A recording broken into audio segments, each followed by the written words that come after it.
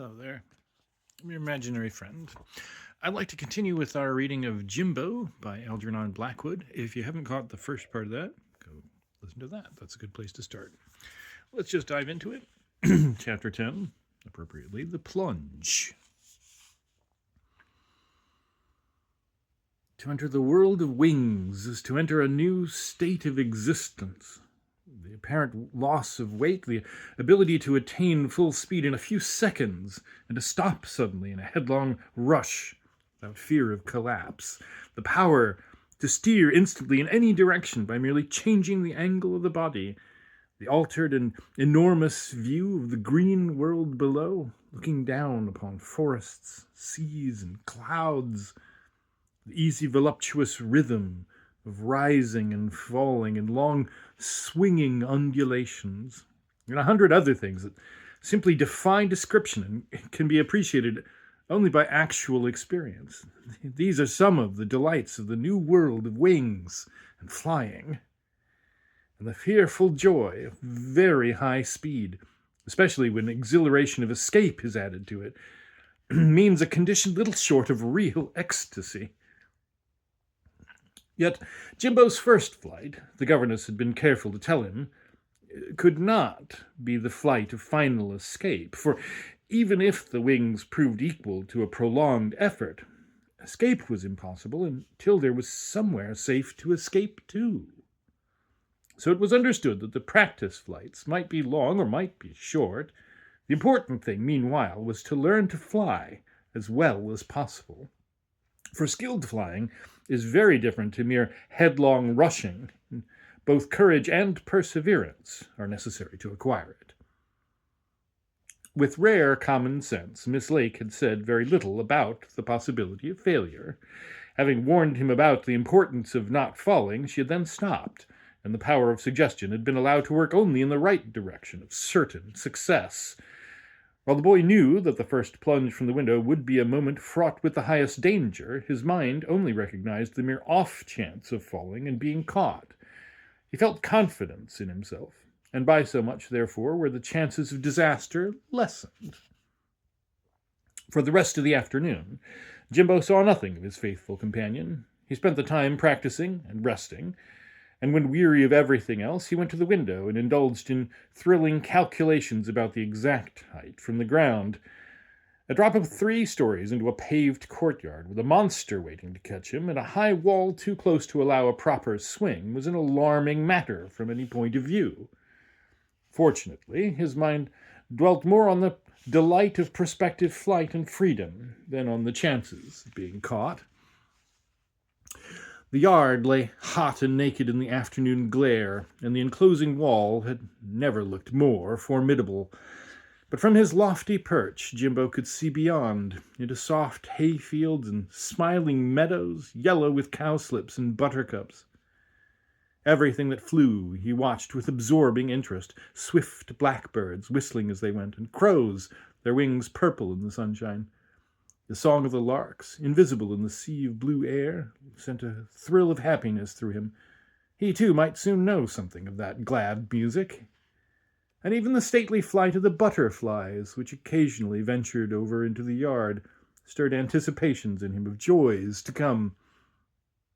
The day waned slowly. The butterflies vanished, the rooks sailed homewards through the sunset. The wind dropped away, and the shadows of the high elms lengthened gradually and fell across the window. The mysterious hour of the dusk, when the standard of reality changes and other worlds come close and listen, began to work its subtle spell upon his soul. Imperceptibly, the shadows deepened as the veil of night drew silently across the sky. A gentle breathing filled the air. Trees and fields were composing themselves to sleep. Stars were peeping. Wings were being folded. But the boys' wings, trembling with life to the very tips of their long feathers, these were not being folded. Charged with excitement like himself, they were gathering all their forces for the supreme effort of their first journey out into the open spaces where they might touch the secret sources of their own magical life. For a long, long time he waited. But at last the trapdoor lifted, and Miss Lake appeared above the floor. The moment she stood in the room, he noticed that her wings came through two little slits in her gown and folded down close to the body. They almost touched the ground. "Hush," she whispered, holding up a warning finger. She came over on tiptoe, and they began to talk in low whispers. "He's on the watch. We must speak very quietly. We couldn't have a better night for it. The wind's in the south, and the moon won't be up till we're well on our way." Now that the actual moment was so near, the boy felt something of fear steal over him. The night seemed so vast and terrible all of a sudden, like an immense black ocean with no friendly islands where they could fold their wings and rest. "Don't waste your strength thinking," whispered the governess. "When the time comes, act quickly, that's all." She went over to the window and peered out cautiously, after a while beckoning the child to join her. "He's there," she murmured in his ear. Jimbo could only make out an indistinct shadowy object crouching under the wall. He was not even positive of that. "Does he know we're going?" he asked in an awed whisper. "He's there on the chance," she muttered, drawing back into the room. "When there's a possibility of anyone getting frightened, he's bound to be lurking about somewhere near. That's fright all over. But he can't hurt you," she added, "because you're not going to get frightened. Besides, he can only fly when it's dark, and tonight we shall have the moon." "I'm not afraid," declared the boy, in spite of a rather fluttering heart. "Are you ready?" was all she said. At last, then, the moment had come. It was actually beside him, waiting, full of mystery and wonder, with alarm not far behind. The sun was buried below the horizon of the world, and the dusk had deepened into night. Stars were shining overhead. The leaves were motionless. Not a breath stirred. The earth was silent and waiting. "Yes, I'm ready," he whispered, almost inaudibly. "Then listen," she said, "and I'll tell you exactly what to do. Jump upwards from the window ledge as high as you can, and the moment you begin to drop, open your wings and strike with all your might. You'll rise at once. The thing to remember is to rise as quickly as possible, because the wall prevents a long, easy, sweeping rise. And whatever happens, you must clear that wall." "I shan't touch the ground?" asked a faint little voice. "Of course not. You'll get near it. But the moment you use your wings, you'll stop sinking and rise up, up, up, ever so quickly." "Where to?" "To me. You'll see me waiting for you above the trees. Steering will come naturally. It's quite easy." Jimbo was already shaking with excitement. He could not help it, and he knew, in spite of all Miss Lake's care, that fright was waiting in the yard to catch him if he fell, or sank too near the ground. "I'll go first," added the governess, "and the moment you see that I've cleared the wall, you must jump after me. Only do not keep me waiting." The girl stood for a moment in silence, arranging her wings. Her fingers were trembling a little. Suddenly she drew the boy to her and kissed him passionately. "Be brave," she whispered, looking searchingly into his eyes, "and strike hard. You can't possibly fail." In another minute she was climbing out of the window. For 1 second he saw her standing on the narrow ledge with black space at her feet. The next, without even a cry, she sprang out into the darkness and was gone. Jimbo caught his breath and ran up to see. She dropped like a stone, turning over sideways in the air, and then at once her wings opened on both sides and she righted. The darkness swallowed her up for a moment, so that he could not see clearly, and only heard the threshing of the huge feathers, but it was easy to tell from the sound that she was rising. Then suddenly a black form cleared the wall and rose swiftly in a magnificent sweep into the sky, and he saw her outlined darkly against the stars above the high elm tree. She was safe. Now it was his turn. "Act quickly. Don't think," rang in his ears. If only he could do it all as quickly as she'd done it. But insidious fear had been working all the time below the surface, and his refusal to recognize it could not prevent it weakening his muscles and checking his power of decision. Fortunately, something of his older self came to the rescue. The emotions of fear, excitement, and intense anticipation combined to call up the powers of his deeper being. The boy trembled horribly, but the old, experienced part of him sang with joy. Cautiously, he began to climb out onto the window sill. First one foot and then the other hung over the edge. He sat there, staring down into black space underneath. For a minute, he hesitated. Despair rushed over him in a wave. He could never take that awful jump into emptiness and darkness. It was impossible. Better be a prisoner forever than risk so fearful a plunge. He felt cold, weak, frightened, and made a half movement back into the room. The wings caught somehow between his legs and nearly flung him headlong into the yard. "Jimbo, I'm waiting for you," came at that moment in a faint cry from the stars, and the sound gave him just the impetus he needed before it was too late. He could not disappoint her, his faithful friend. Such a thing was impossible. He stood upright on the ledge, his hands clutching the window sash behind, balancing as best he could. He clenched his fists, drew up a long, deep breath, and jumped upwards and forwards into the air. Up rushed the darkness with a shriek. The air whistled in his ears. He dropped at fearful speed into nothingness.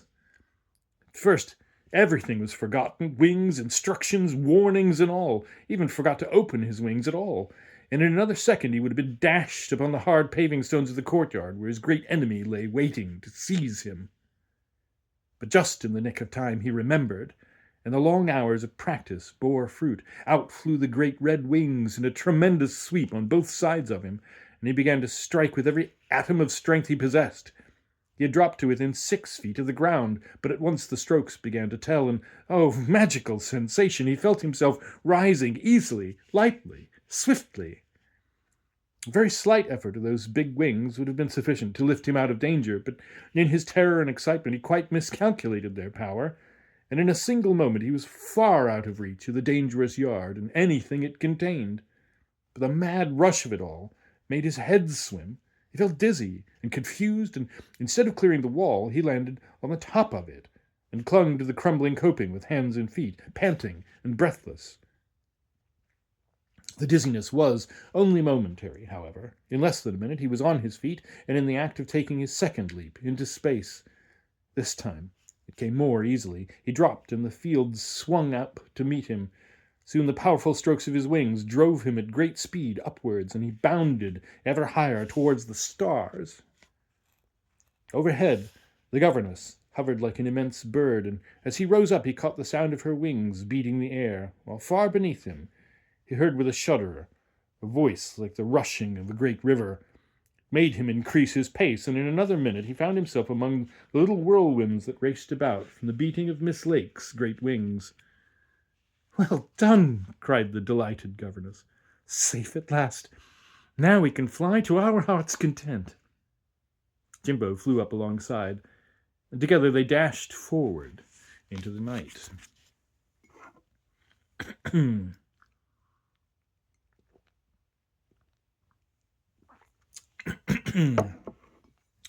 Chapter 11. The First Flight. There was not much talking at first. The stress of conflicting emotions was so fierce that the words choked themselves in his throat, and the desire for utterance found its only vent in hard breathing. The intoxication of rapid motion carried him away headlong in more senses than one. At first he felt as if he never would be able to keep up. Then it seemed as if he never would get down again. For with wings it is almost easier to rise than to fall, and a first flight is before anything else a series of vivid and audacious surprises. For a long time Jimbo was so dizzy with excitement and the novelty of the sensation that he forgot his deliverer altogether. What a flight it was! Instead of the steady race of the carrier pigeon or of the rooks homeward bound at evening, it was the seesaw motion of the wren's swinging journey across the lawn, only heavier, faster, and with more terrific impetus.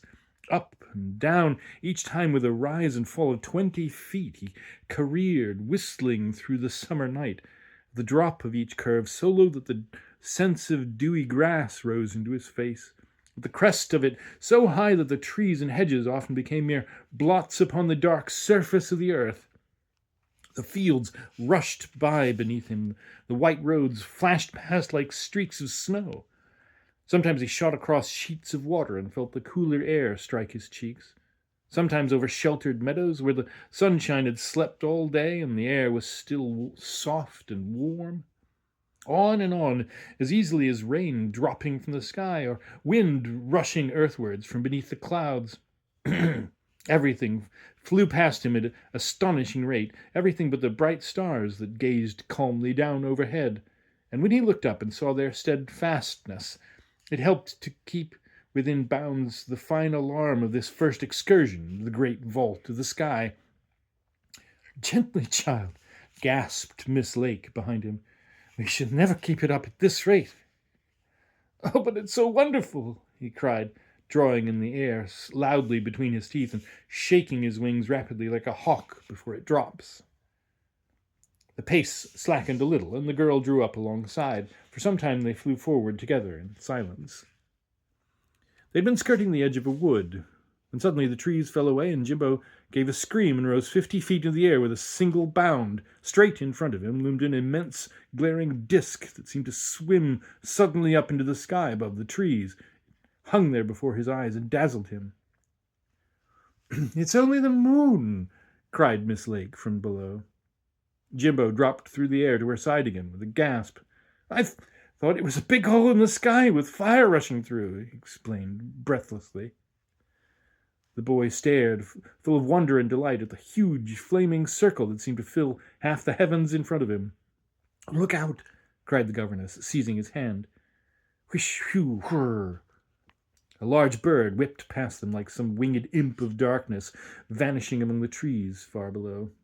There would certainly have been a collision but for the girl's energetic interference. "You must be on the lookout for these night birds," she said. "They fly so unexpectedly, and of course they don't see us properly. Telegraph wires and church steeples are bad too, but then we shan't fly over cities much. Keep a good height, it's safer." They altered their course a little, flying at a different angle, so that the moon no longer dazzled them. Steering came quite easily by turning the body, and Jimbo still led the way, the governess following heavily and with a mighty business of wings and flapping. It was something to remember, the glory of that first journey through the air. 60 miles an hour, and scarcely an effort, skimming the long ridges of the hills and rushing through the pure air of mountain-tops, threading the star-beams, bathing themselves from head to foot in an ocean of cool, clean wind, swimming on the waves of viewless currents warmed only by the magic of the stars and kissed by the burning lips of flying meteors. Far below them, the moonlight touched the fields with silver, and the murmur of the world rose faintly to their ears, trembling, as it were, with the inarticulate dreams of millions. Everywhere about them thrilled and sang the unspeakable power of the night. The mystery of its great heart seemed laid bare before them. It was like a wonder journey in some Eastern fairy tale. Sometimes they passed through zones of sweeter air, perfumed with the scents of hay and wild flowers. At others, the fresh, damp odor of plowed fields rose up to them. Or again, they went spinning over leagues of forest, where the treetops stretched beneath them like the surface of a wide green sea, sleeping in the moonlight. And when they crossed open water, the stars shone reflected in their faces, and all the while the wings, whirring, purring softly through the darkness, made pleasant music in their ears. "I'm tired," declared Jimbo presently. "Then we'll go down and rest," said his breathless companion with obvious relief. She showed him how to spread his wings, sloping them toward the ground at an angle that enabled him to shoot rapidly downwards, at the same time regulating his speed by the least upward tilt. It was a glorious motion, without effort or difficulty, though the pace made it hard to keep the eyes open, and breathing became almost impossible. They dropped to within 10 feet of the ground, and then shot forward again. But while the boy was watching his companion's movements, and paying too little attention to his own, there rose suddenly before him, out of the ground, a huge, bulky form, something, and crash! He He flew headlong into it. Fortunately, it was only a haystack, but the speed at which he was going lodged his head several inches under the thatch, whence he projected horizontally into space, feet, arms, and wings gyrating furiously. The governess, however, soon released him with much laughter, and they dropped down into the fallen hay upon the ground with no worse result than a shaking. "Oh, what a lark!" he cried, shaking the hay out of his feathers and rubbing his head rather ruefully. "Except that larks are hardly night birds," she laughed, helping him.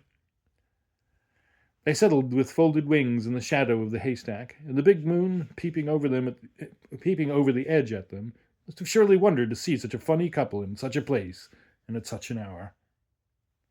"Mushrooms!" suddenly cried the governess, springing to her feet. "There must be lots in this field. I'll go and pick some while you rest a bit." Off she went, traipsing over the field in the moonlight, her wings folded behind her, her body bent a little forward as she searched, and in 10 minutes she came back with her hands full. That was undoubtedly the time to enjoy mushrooms at their best, with the dew still on their tight little jackets and the sweet odor of the earth caught under their umbrellas. Soon they were all eaten, and Jimbo was lying back on a pile of hay, his shoulders against the wall of the stack, and his wings gathered round him like a warm cloak of feathers. He felt cozy and dozy, full of mushrooms inside and covered with hay and feathers outside. The governess had once told him that a sort of open-air sleep sometimes came after a long flight. It was, of course, not a real sleep, but a state in which everything about oneself is forgotten. No dreams, no movement, no falling asleep and waking up in the ordinary sense, but a condition of deep repose in which recuperation is very great. Jimbo would have been greatly interested, no doubt, to know that his real body on the bed had also just been receiving nourishment and was now passing into a quieter and less feverish condition. The parallel always held true between himself and his body in the nursery, but he could not know anything about this, and only supposed that it was this open-air sleep that he felt gently stealing over him. It brought at first strange thoughts that carried him far away, to other woods and other fields. While Miss Lake sat beside him eating her mushrooms, his mind was drawn off to some other little folk, but it was always stopped just short of them. He could never quite see their faces. Yet his thoughts continued their search, groping in the darkness. He felt sure he ought to be sharing his adventures with these other little persons, whoever they were. They ought to have been sitting beside him at that very moment, eating mushrooms, combing their wings, comparing the length of their feathers, and snuggling with him into the warm hay. But they obstinately hovered just outside his memory, and refused to come in and surrender themselves. He could not remember who they were, and his yearnings went unsatisfied up to the stars, as yearnings generally do, while his thoughts returned weary from their search, and he yielded to the seductions of the soothing open-air sleep. The moon, meanwhile, rose higher and higher, drawing a silver veil over the stars. Upon the field the dews of midnight fell silently. A faint mist rose from the ground and covered the flowers in their dim seclusion under the hedgerows. The hours slipped away swiftly. "Come on, Jimbo, boy," cried the governess at length. "The moon's below the hills, and we must be off." The boy turned and stared sleepily at her from his nest in the hay. "We've got miles to go. Remember the speed we came at," she explained, getting up and arranging her wings. Jimbo got up slowly and shook himself. "I've been miles away," he said dreamily. "Miles and miles. But I'm ready to start at once." They looked about for a raised place to jump from. A ladder stood against the other side of the haystack. The governess climbed up it, and Jimbo followed her drowsily. Hand in hand, they sprang into the air from the edge of the thatched roof, and their wings spread out like sails to catch the wind. It smote their faces pleasantly as they plunged downwards and forwards, and the exhilarating rush of cool air banished from the boy's head the last vestige of the open-air sleep. "We must keep up a good pace," cried the governess, taking a stream in the hedge beyond in a single sweep. "There's a light in the east already." As she spoke, a dog howled in a farmyard beneath them. She shot upwards as though lifted by a sudden gust of wind. "We're too low," she shouted from above. "That dog felt us near. Come up higher. It's easier flying, and we've got a long way to go." Jimbo followed her up till they were several hundred feet above the earth, and the keen air stung their cheeks. Then she led him still higher, till the meadows looked like the squares on a chessboard, and the trees were like little toy shrubs. Here they rushed along at a tremendous speed, too fast to speak, their wings churning the air into little whirlwinds and eddies as they passed, whizzing, whistling, tearing through space. The fields, however, were still dim in the shadows that precede the dawn, and the stars only just beginning to fade, when they saw the dark outline of the empty house below them, and began carefully to descend. Soon they topped the high elms, startling the rooks into noisy cawing, and then, skimming the walls, sailed stealthily on outspread wings across the yard. Cautiously dropping down to the level of the window, they crawled over the sill into the dark little room and folded their wings.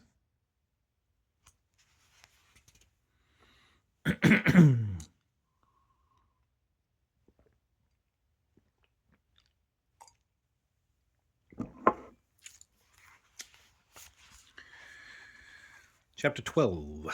The Four Winds.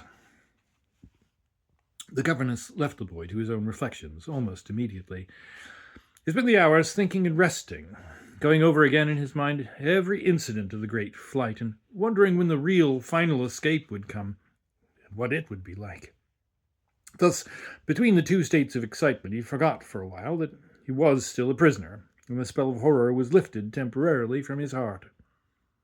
The day passed quickly, and when Miss Lake appeared in the evening, she announced that there could be no flying again that night, and that she wished instead to give him important instruction for the future. There were rules and signs and times which he must learn carefully.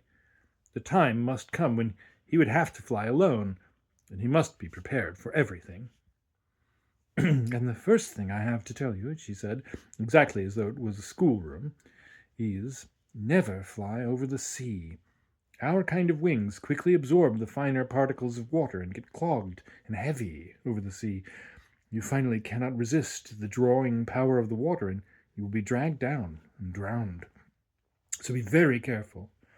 When you are flying high, it is often difficult to know where the land ends and the sea begins, especially on moonless nights. But you can always be certain of one thing. If there are no sounds below you, hoofs, voices, wheels, wind in the trees, you are over the sea." "Yes," said the child, listening with great attention. "And what else?" "The next thing is, don't fly too high. Though we fly like birds, remember we are not birds, and we can fly where they can't. We can fly in the ether." "Where's that?" he interrupted, half afraid of the sound. She stooped and kissed him, laughing at his fear. "Well, there's nothing to be frightened about," she explained. "The air gets lighter and lighter as you go higher, till at last it stops altogether. Then there's only ether left. Birds can't fly in ether because it's too thin. We can, because—" "Is that why it was good for me to get lighter and thinner?" he interrupted again, in a puzzled voice. "Partly, yes." "And what happens in the ether, please?" It still frightened him a little. "Nothing, except that if you fly too high, you reach a point where the earth ceases to hold you, and you dash off into space. Weight leaves you then, and the wings move without effort. Faster and faster you rush upwards till you lose all control of your movements, and then—" Miss Lake hesitated a moment. "And then?" asked the fascinated child. "You may never come down again," she said slowly. "You may be sucked into anything that happens to come your way, a comet or a shooting star or the moon." "I should like a shooting star best," observed the boy, deeply interested.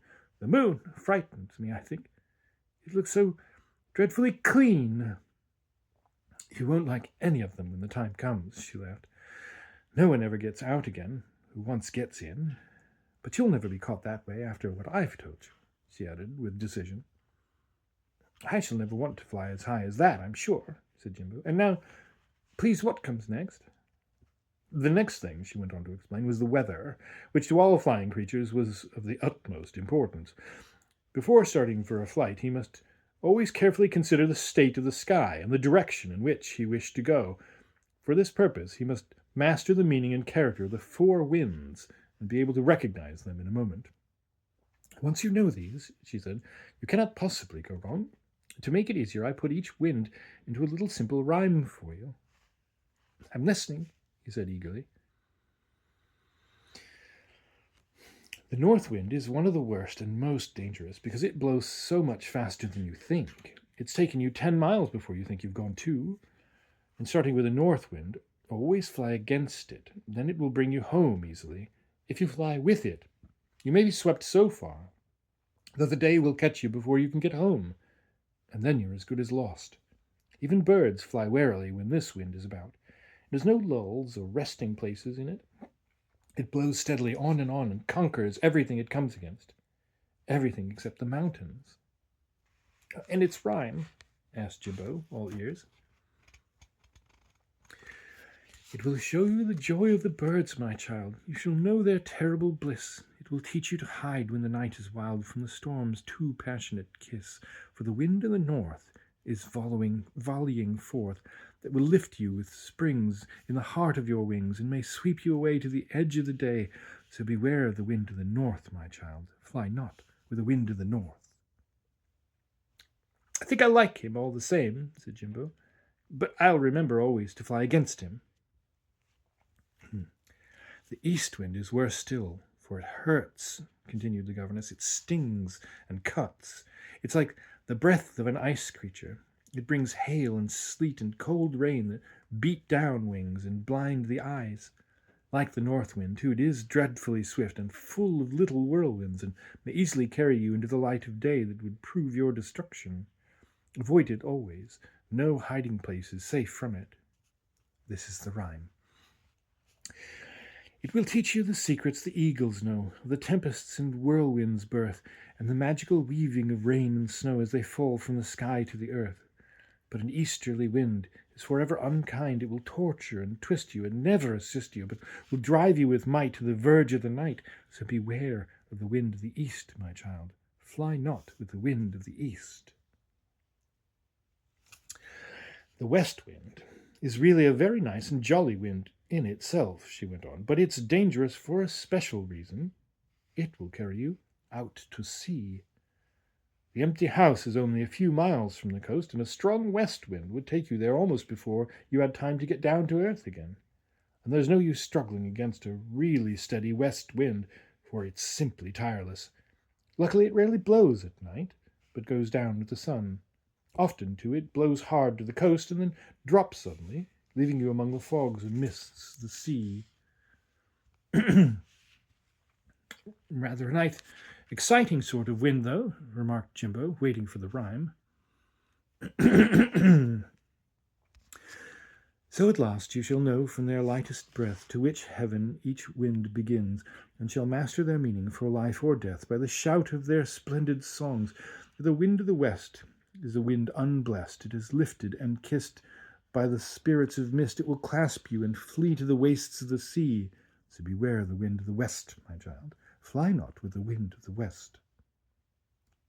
A jolly wind, observed Jimbo again, but that doesn't leave much over to fly with, he added sadly. They all seem dangerous, cruel.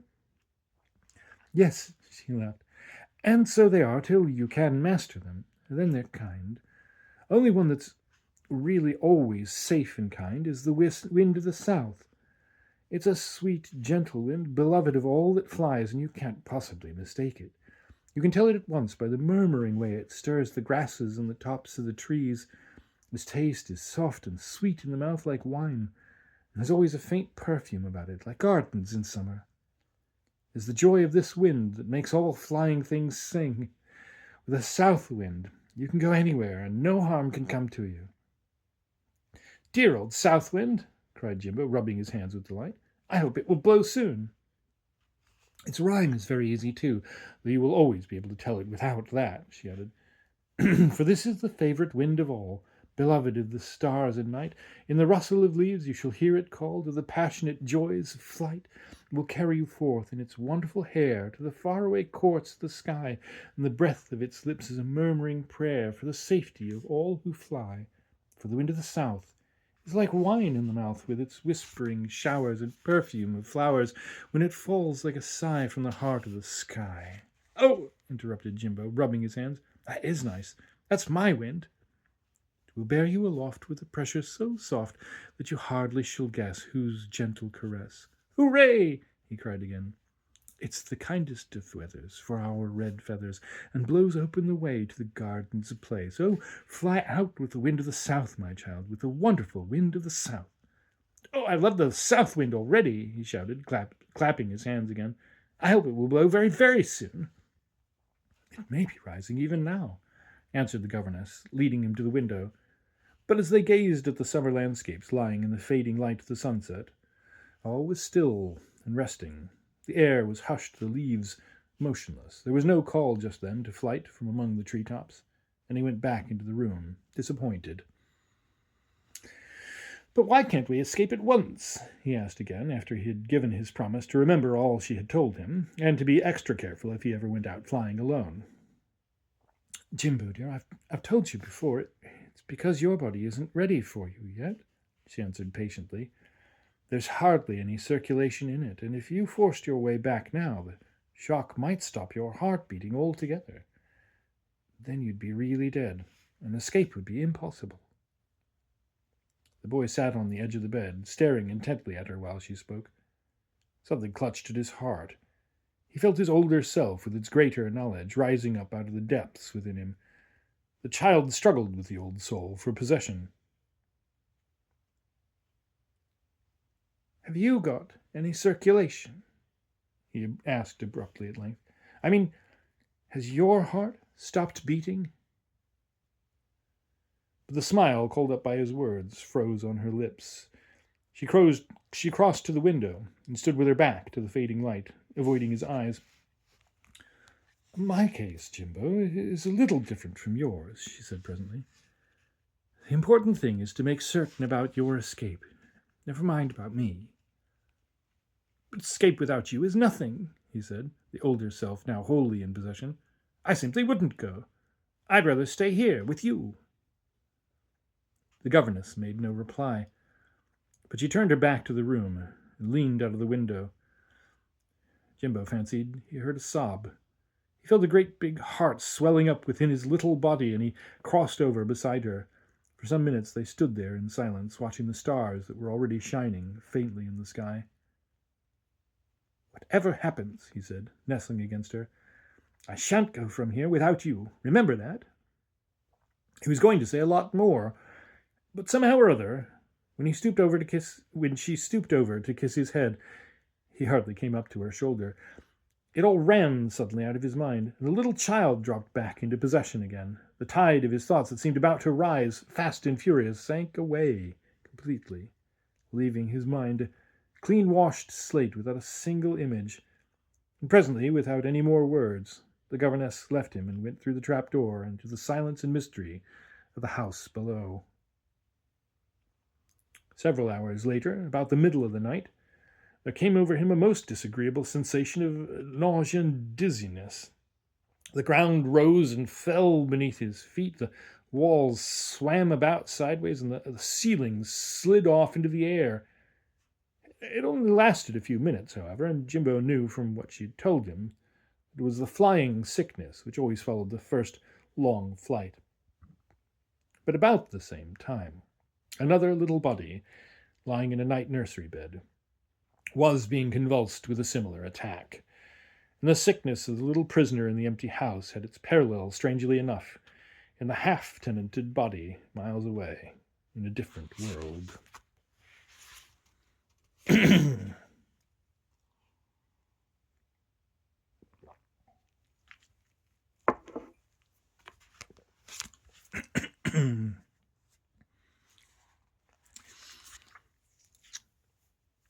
Chapter 13. Pleasures of Flight.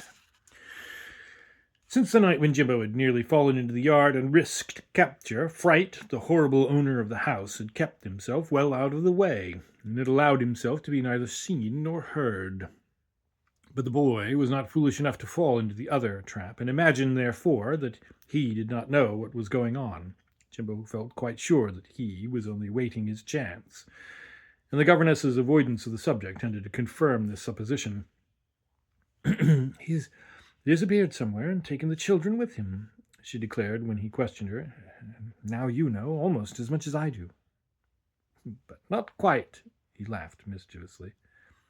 "Enough, though," she replied. "We want all our energy for escape when it comes. Don't bother about anything else for the moment." During the day, when he was alone, his thoughts and fancies often terrified him, but at night, when he was rushing through the heavens, the intense delight of flying drove all minor emotions out of his consciousness, and he even forgot his one great desire, to escape. One night, however, something happened that brought him back more keenly than ever. He'd been out flying alone, but had not gone far, when he noticed that an easterly wind had begun to rise and was blowing steadily behind him. With the recent instructions fresh in his head, he thought it wiser to turn homewards rather than fight his way back later against a really strong wind from this quarter. Flying low along the surface of the field so as to avoid its full force, he suddenly rose up with a good sweep and settled on the top of the wall enclosing the yard. The moonlight lay bright over everything. His approach had been very quiet. He was just about to sail across to the window when something caught his eye, and he hesitated a moment and stared. Something was moving at the other end of the courtyard. It seemed to him that the moonlight suddenly grew pale and ghastly. The night air turned chilly. Shivers began to run up and down his back. He folded his wings and watched. At the end of the yard he saw several figures moving busily to and fro in the shadow of the wall. They were very small, but close beside them all the time stood a much larger figure, which seemed to be directing their movements. There was no need to look twice. It was impossible to mistake these terrible little people and their hideous overseer. Horror rushed over the boy, and a wild scream was out in the night before he could possibly prevent it. At the same moment, a cloud passed over the face of the moon, and the yard was shrouded in darkness. A minute later, the cloud passed off, but while it was still too dark to see clearly, Jimbo was conscious of a rushing, whispering sound in the air, and something went past him at a tremendous pace into the sky. The wind stirred his hair as it passed, and a moment later he heard voices far away in the distance, up in the sky or within the house, he could not tell, singing mournfully the song he now knew so well. "We dance with phantoms and with shadows play." But when he looked down at the yard, he saw that it was deserted, and the corner by the little upright stones lay in the clear moonlight, empty of figures, large or small. Shivering with fright, he flew across to the window ledge and almost tumbled into the arms of the governess, who was standing close inside. "What's the matter, child?" she asked in a voice that trembled a little. And still shuddering, he told her how he thought he had seen the children working by the gravestones. All her efforts to calm him at first failed, but after a bit she drew his thoughts to pleasanter things, and he was not so certain, after all, that he had not been deceived by the cunning of the moonlight and the shadows. A long interval passed, and no further sign was given by the owner of the house or his band of frightened children. Jimbo soon lost himself again in the delights of flying and the joy of his increasing powers. Most of all, he enjoyed the quiet starlit nights before the moon was up, for the moon dazzled the eyes in the rarefied air where they flew, whereas the stars gave just enough light to steer by without making it uncomfortable. Moreover, the moon often filled him with a kind of faint terror, as of death. He could never gaze at her white face for long without feeling that something entered his heart with those silver rays, something that boded him no good. He never spoke of this to the governess. Indeed, he only recognized it himself when the moon was near the full. But it lay always in the depths of his being, and he felt dimly that it would have to be reckoned with before he could really escape for good. He took no liberties when the moon was at the full. He loved to hover, for he had learned by this time that most difficult of all flying feats, to hold the body vertical and whir the wings without rising or advancing. He loved to hover on windless nights over ponds and rivers and see the stars reflected in their still pools. Indeed, sometimes he hovered till he dropped, and only saved himself from a wetting by sweeping up in a tremendous curve along the surface of the water, and thus up into the branches of the trees, where the governess sat waiting for him. And then, after a little rest, they would launch forth again and fly over fields and woods, sometimes even as far as the hills that ran down to the coast of the sea itself. They usually flew at a height of about 1,000 feet, and the earth passed beneath them like a great streaked shadow. But as soon as the moon was up, the whole country turned into a fairyland of wonder. Her light touched the woods with a softened magic, and the fields and hedges became frosted most delicately. Beneath a thin transparency of mist, the water shone with a silvery brilliance that always enabled them to distinguish it from the land at any height, while the farms and country houses were swathed in tender grey shadows through which the trees and chimneys pierced in slender lines of black. It was wonderful to watch the shadows everywhere spinning their blue veil of distance that lent even to the commonest objects something of enchantment and mystery.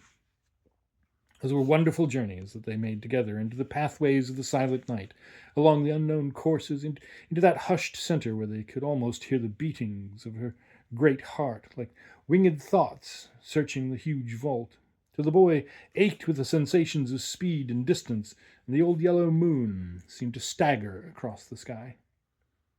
Sometimes they rose very high into freezing air, so high that the earth became a dull shadow specked with light. They saw the trains running in all directions, with thin threads of smoke shining in the glare of the open fireboxes. But they seemed very tiny trains indeed, and stirred in him no recollections of the semi-annual visits to London town when he went to the dentist, and lunched with the dreaded grandmother, or the stiff and fashionable aunts. And when they came down again from these perilous heights, the sense of the earth rose to meet them, the perfume of woods and fields and the smells of the open country. There was, too, the curious delight of windy nights, when the wind smote and buffeted them, knocking them suddenly sideways, whistling through their feathers as if it wanted to tear them apart from their sockets, rushing furiously underneath their wings with repeated blows, turning them round and backwards and forwards, washing them from head to foot in a tempestuous sea of rapid and unexpected motion. It was, of course, far easier to fly with the wind than without one.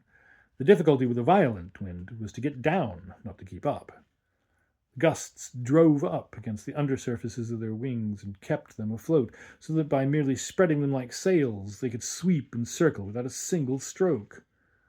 Jimbo soon learned to maneuver so that he could turn the strength of a great wind to his own purposes, and revel in its boisterous waves and currents like a strong swimmer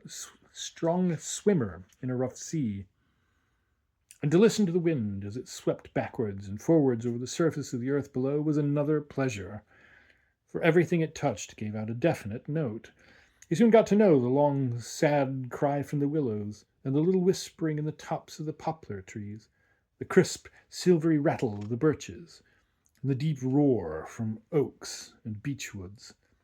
The sound of a forest was like the shouting of the sea. But far more lovely, when they descended a little, and the wind was more gentle, were the low pipings among the reeds, and the little wayward murmurs under the hedgerows. The pine trees, however, drew them most, with their weird voices, now far away, now near, rising upwards with a wind of sighs. It was a grove of these trees that trooped down to the waters of a little lake in the hills, and to this spot they often flew when the wind was low, and the music likely, therefore, to be to their taste. For even when there was no perceptible wind, these trees seemed always full of mysterious, mournful whisperings. Their branches held soft music that never quite died away, even when all other trees were silent and motionless. Besides these special expeditions, they flew everywhere and anywhere. They visited the birds in their nests in lofty trees, and exchanged the time of night with wise-eyed owls staring out upon them from the ivy. They hovered up the face of great cliffs, and past the hawks asleep on perilous ledges, skimmed over lonely marshes, frightening the water-birds padding in and out among the reeds. They followed the windings of streams, singing among the meadows, and flew along the wet sands as they watched the moon rise out of the sea. These flights were unadulterated pleasure, and Jimbo thought he could never have enough of them. He soon began to notice, too, that the trees emanated something that affected his own condition. When he sat in their branches, this was very noticeable. Currents of force passed from them into himself, and even when he flew over their crests, he was aware that some woods exhaled vigorous, life-giving forces, while others tired and depleted him. Nothing was visible, actually, but fine waves seemed to beat up against his eyes, and thoughts, making him stronger or weaker, happy or melancholy, full of hope and courage, or listless and indifferent. These emanations of the trees, this giving forth of their own personal forces, were of course very varied in strength and character. Oaks and pines were the best combination he found before the stress of a long flight, the former giving him steadiness, and the latter steely endurance, and the power to steer in sinuous, swift curves without taking thought or trouble. Other trees gave other powers, all gave something. It was impossible to sit among their branches without absorbing some of the subtle and exhilarating tree life. He soon learned how to gather it all into himself and turn it to account in his own being. "Sit quietly," the governess said. "Let the forces creep in and stir about. Do nothing yourself. Give them time to become part of yourself and mix properly with your own currents. Effort on your part prevents this, and you weaken them without gaining anything yourself." Jimbo made all sorts of experiments with trees and rocks and water and fields, learning gradually the different qualities of force they gave forth and how to use them for himself. Nothing, he found, was really dead, and sometimes he got himself into strange difficulties in the beginnings of his attempts to master and absorb these natural forces. "Remember," the governess warned him more than once when he was inclined to play tricks, "they are in quite a different world to ours. You cannot take liberties with them. Even a sympathetic soul like yourself only touches the fringe of their world. You exchange surface messages with them, nothing more. Some trees have terrible forces just below the surface. They could extinguish you altogether, absorb you into themselves. Others are naturally hostile. Some are mere tricksters. Others are shifty and treacherous, like the hollies that move about too much. The oak and the pine and the elm are friendly, and you can always trust them absolutely. But there are others." She held up a warning finger, and Jimbo's eyes nearly dropped out of his head. "No," she added in reply to his questions, "you can't learn all this at once. Perhaps—" she hesitated a little. "Perhaps, if you don't escape, we should have time for all manner of adventures among the trees and other things. But then we are going to escape, so there's no good wasting time over that."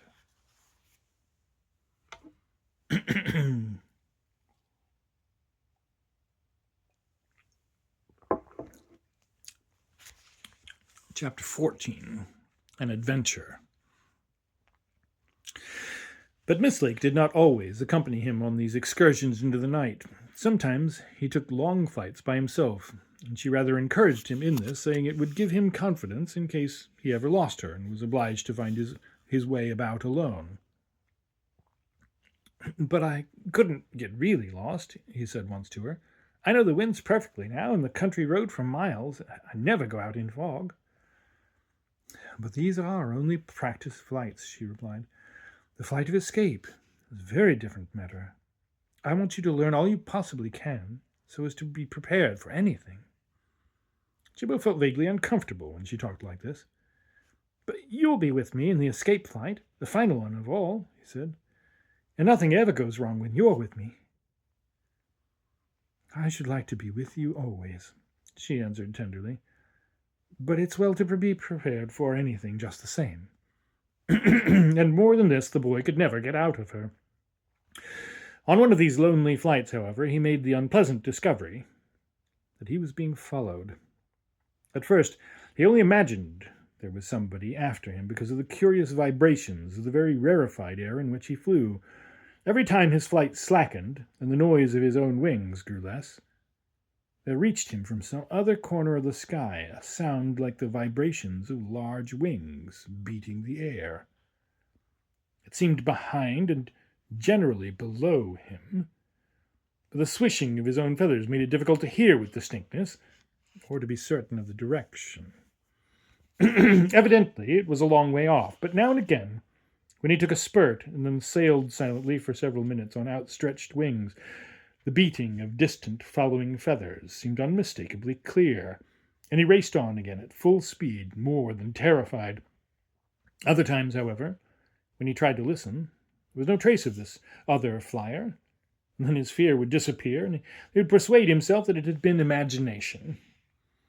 So much on these flights he knew to be imagination. The sentences, voices, and laughter, for instance, that filled the air and sounded so real, it were actually caused by the wind rushing past his ears. The rhythm of the wing beats and the tips of the feathers occasionally rubbing against the sides of his body. But at last, one night, the suspicion that he was followed became a certainty. He was flying far up in the sky, passing over some big city, when the sound rose to his ears, and he paused, sailing on stretched wings, to listen. Looking down into the immense space below, he saw, plainly outlined against the luminous patch above the city, the form of a large flying creature moving by with rapid strokes. The pulsations of its great wings made the air tremble, so that he both heard and felt them.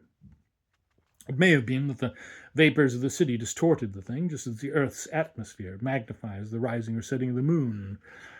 But even so, it was easy to see that it was something a good deal larger than himself, and with a much more powerful flight. Fortunately, it did not seem this time to be actually on his trail, for it swept by at a great pace, and was soon lost in the darkness far ahead. Perhaps it was only searching for him, and his great height had proved his safety. But in any case, he was exceedingly terrified, and at once turned round, pointed his head for the earth, and shot downwards in the direction of the empty house, as fast as ever he could. But when he spoke to the governess, she made light of it, and told him there was nothing to be afraid of. Might have been a flock of hurrying night birds, she said, or an owl distorted by the city's light, or even his own reflection magnified in water. Anyhow, she felt sure it was not chasing him, and he need pay no attention to it. Jimbo felt reassured, but not quite satisfied. He knew a flying monster when he saw one, and it was only when he had been for many more flights alone without its reappearance that his confidence was fully restored, and he began to forget about it. Certainly these lonely flights were very much to his taste. His older self, with its dim hauntings of a great memory somewhere behind him, took possession then, and he was able to commune with nature in a way that the presence of the governess made impossible. With her, his older self rarely showed itself above the surface for long. He was always the child. But when alone, nature became alive. He drew force from the trees and flowers, and felt that they all shared a common life together. Had he been imprisoned by some wizard of old in a tree form, knowing of the sunset and the dawn only by the sweet messages that rustled in his branches, the wind could hardly have spoken to him with a more intimate meaning, or the life of the fields, eternally patient, have touched him more nearly with their joys and sorrows. It seemed almost as if from his leafy cell he had gazed before into the shining pools with which the summer rains jeweled the meadows, sending his soul in a stream of unsatisfied yearning up to the stars. It all came back dimly when he heard the wind among the leaves, and carried him off to the woods and fields of an existence far antedating this one. And on gentle nights, when the wind itself was half asleep and dreaming, the pine trees drew him most of all, for theirs was the song he loved above all others. He would fly round and round the little grove by the mountain lake, listening for hours together to their sighing voices. But the governess was never told of this, whatever she may have guessed, for it seemed to him a joy too deep for words, the pains and sweetness being mingled too mysteriously for him ever to express in awkward sentences. Moreover, it all passed away and was forgotten the moment the child took possession and usurped the older memory. One night, when the moon was high and the air was cool and fragrant after the heat of the day, Jimbo felt a strong desire to get off by himself for a long flight. He was full of energy, and the space craving cried to be satisfied. For several days he had been content with slow, stupid expeditions with the governess. "I'm off alone tonight," he cried, balancing on the window ledge, "but I'll be back before dawn. Goodbye." She kissed him as she always did now. With her goodbye ringing in his ears, he dropped from the window and rose rapidly over the elms and away from earth. This night, for some reason, the stars and the moon seemed to draw him, and with tireless wings he mounted up, up, to a height he had never reached before. The intoxication of the strong night air rose into his brain, and he dashed forward ever faster with a mad delight into the endless space before him. Mile upon mile lay behind him as he rushed onwards, always pointing a little on the upward slope, drunk with speed. The earth faded away to a dark expanse of shadow beneath him, and he no longer was conscious of the deep murmur that usually flowed steadily upwards from his surface. He had often before risen out of reach of the earth's noises, but never so far that this dull reverberating sound, combined of all the voices of the world merged together, failed to make itself heard. Tonight, however, he heard nothing. The stars above his head changed from yellow to diamond white, and the cold air stung his cheeks and brought the water to his eyes. But at length the governess's warning, as he explored these forbidden regions, came back to him, and in a series of gigantic bounds that took his breath away completely, he dropped nearer to the earth again and kept on at a much lower level.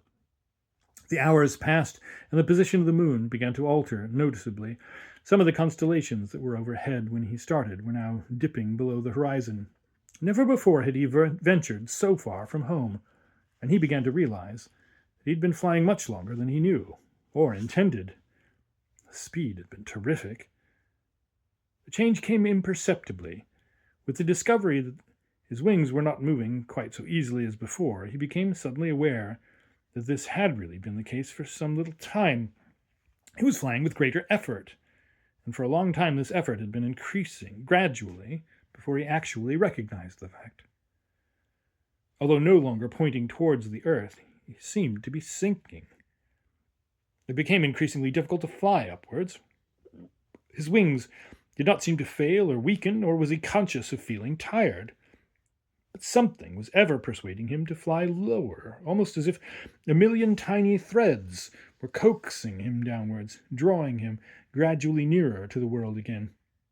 Whatever it was, the earth had come much closer to him in the last hour, and its familiar voices were pleasant to hear after the boundless height he'd just left. But for some reason, his speed grew insensibly less and less. His wings moved apparently as fast as before, but it was harder to keep up. In spite of himself, he kept sinking. The sensation was quite new, and he could not understand it. It almost seemed as though he were being pulled downwards. Jimbo began to feel uneasy. He had not lost his bearings, but he was a very long way from home, and quite beyond the reach of the help he was so accustomed to. With a great effort, he mounted several 100 feet into the air and tried hard to stay there. For a short time he succeeded, but he soon felt himself sinking gradually downwards again.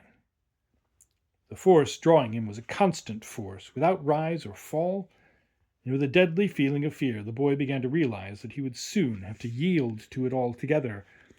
His heart beat faster, and his thoughts turned to the friend who was then far away, but who alone could save him. She at least could have explained it, and told him what best to do. But the governess was beyond his reach. This problem he must face alone. Something, however, had to be done quickly, and Jimbo, acting more as the man than as the boy, turned and flew hurriedly forward in another direction. He hoped this might somehow counteract the force that still drew him downwards, and for a time it apparently did so, and he flew level. But the strain increased every minute, and he looked down with something of a shudder as he realized that before very long he would be obliged to yield to this deadly force and drop. It was then, for the first time, he noticed a change had come over the surface of the earth below. Instead of the patchwork of field and wood and road, he saw a vast cloud stretching out, white and smooth in the moonlight. The world was hidden beneath a snowy fog, dense and impenetrable. It was no longer even possible to tell in what direction he was flying, for there was nothing to steer by. This was a new and unexpected complication, and the boy could not understand how the change had come about so quickly. The last time he'd glanced down for indications to steer by, everything had been clear and easily visible. It was very beautiful, this carpet of white mist, with a silver moon shining upon it. But it thrilled him now with an unpleasant sense of dread. And still more unpleasant was a new sound which suddenly broke in upon the stillness and turned his blood into ice. He was certain that he heard wings behind him. He was being followed, and this meant that it was impossible to turn and fly back. There was nothing now to do but fly forwards and hope to distance the huge wings. But if he was being followed by the powerful flyer he had seen a few nights before, the boy knew that he stood little chance of success, and he only did it because it seemed the one thing possible. The cloud was dense and chill as he entered it. Its moisture clung to his wings and made them heavy. His muscles seemed to stiffen, and motion became more and more difficult. The wings behind him, meanwhile, came closer. He was flying along the surface of the mist now, his body and wings hidden and his head just above the level. He could see along its white, even top. If he sank a few more inches, it would be impossible to see at all, or even to judge where he was going. Soon it rose level with his lips, and at the same time he noticed a new smell in the air, faint at first, but growing every moment stronger. It was a fresh, sweet odor that somehow added to his alarm and stirred in him new centers of uneasiness. He tried vainly to increase his speed and distance the wings which continued to gain so steadily upon him from behind. The cloud apparently was not everywhere of the same density, for here and there he saw the tops of green hills below him as he flew. But he could not understand why each green hill seemed to have a little lake on its summit, a little lake in which the reflected moon stared straight up into his face. Nor could he quite make out what the sounds were which rose to his ears through the muffling of the clouds, sounds of tumultuous rushing, hissing, tumbling. They were continuous, these sounds, and once or twice he thought he heard them with them, a deep, thunderous roar that almost made his heart stop beating as he listened. Was he perhaps over a range of high mountains? And was this the sound of the tumbling torrents? Then suddenly it came to him, with a shock, that the ordinary sounds of the earth had wholly ceased. Jimbo felt his head beginning to whirl. He grew weaker every minute, less able to offer resistance to the remorseless forces that were sucking him down. Now the mist had closed over his head, and he could no longer see the moonlight. He turned again, shaking with terror, and drove forward headlong through the clinging vapor. A sensation of choking rose in his throat. He was tired out, ready to drop with exhaustion. The wings of the following creature were now so close that he thought every minute he would be seized from behind and plunged into the abyss to his death. It was just then that he made the awful discovery that the world below him was not stationary. The green hills were moving. They were sweeping past with a rushing, thundering sound in regular procession, and their huge sides were streaked with white. The reflection of the moon leaped up into his face as each hill rolled hissing and gurgling by, and he knew at last with a shock of unutterable horror that it was the sea. He was flying over the sea, and the waters were drawing him down. The immense green waves that rolled along through the sea fog, carrying the moon's face on their crests, foaming and gurgling as they went, were already leaping up to seize him by the feet and drag him into their depths. He dropped several feet deeper into the mist and towards the sea, terror-stricken and blinded. And turning frantically, not knowing what else to do, he struck out with his last strength for the upper surface, the moonlight. But as he did so, turning his face towards the sky, he saw a dark form hovering just above him, covering his retreat with huge outstretched wings. It was too late. He was hemmed in on all sides. At that moment, a huge rolling wave, bigger than all the rest, swept past and wet him to the knees. His heart failed him. The next wave would cover him. Already it was rushing towards him with foaming crest. He was in its shadow. He heard its thunder. Darkness rushed over him. He saw the vast sides streaked with gray and white. When suddenly the owner of the wings plucked him in the back, midway between the shoulders, and lifted him bodily out of the fog, so that the wave swept by without even wetting his feet. The next minute he saw a dim white sheet of silvery mist at his feet and found himself far above it in the sweet, clean moonlight. And when he turned, almost dead with terror, to look upon his captor, he found himself looking straight into the eyes of the governess. The sense of relief was so great that Jimbo simply closed his wings and hung, a dead weight in the air. "Use your wings!" cried the governess sharply, and still holding him, while he began to flap feebly, she turned and flew in the direction of the land. "You!" he gasped at last. "It was you following me?" "Of course it was me. I never let you out of my sight. I've always followed you, every time you've been out alone." Jimbo was still conscious of the drawing power of the sea, but he felt that his companion was too strong for it. After 15 minutes of fierce flight, he heard the sounds of earth again, and knew that they were safe.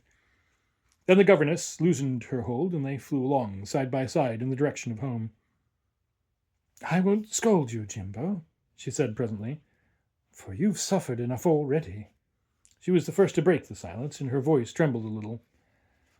"But remember, the sea draws you down, just as surely as the moon draws you up. Nothing would please him better than to see you destroyed by one or the other." Jimbo said nothing. But when once they were safe inside the room again, he went up and cried his eyes out on her arm, while she folded him into her heart as if he were the only thing in the whole world she had to love.